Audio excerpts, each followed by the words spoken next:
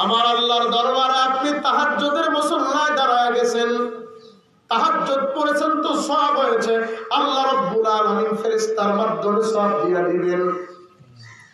যত ভালাই ভালাই কাজগুলো বান্দা আল্লাহকে খুশি করার জন্য করে, আমার আল্লাহ ফেরেশতার মাধ্যমে বান্দাকে পুরস্কৃত করে দেয়। আমার আল্লাহ বেরে করে যারা দেয়, পৃথিবীর মানুষ শুনো,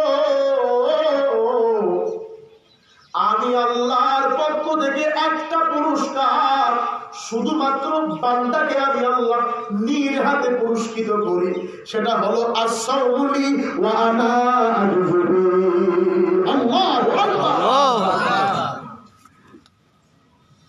রমজানের রোজার ফজিলত এর সব আল্লাহ নিজের হাতে। সুবহানাল্লাহ। এই যে আজকে 18 তারিখে রোজা রাখছেন, এই দিনে রোজা রাখার একটা ফজিলত। প্রত্যেকটা দিন প্রত্যেকটা রোজা রাখে একটা আলাদা আলাদা ফজিলত, আলাদা আলাদা গুণ। ইনশাআল্লাহ বয়ানের শেষ দিক দিয়ে 30টা রোজার 30টা ফজিলত বলে দিয়ে দেব ইনশাআল্লাহ। সম্মানিত হাজরিন, বলেন তো রোজাটা খুশি করবো কাকে?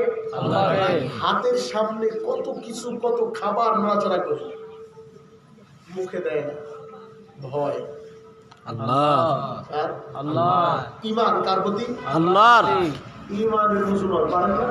আমানতু বিল্লাহি ওয়া মালাইকাতিহি ওয়া কুতুবিহি ওয়া রুসুলিহি ওয়াল ইয়াউমিল খায়রিহি ওয়া শাররিহি মিনাল্লাহি তাআলা ওয়া রাসূলিহি। সুবহানাল্লাহ। ঈমান যদি কারো ভিতরে,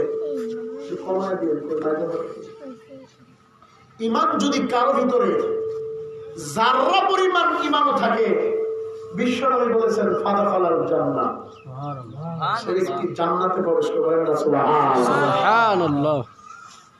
কিন্তু আজকে সমস্যা সবচেয়ে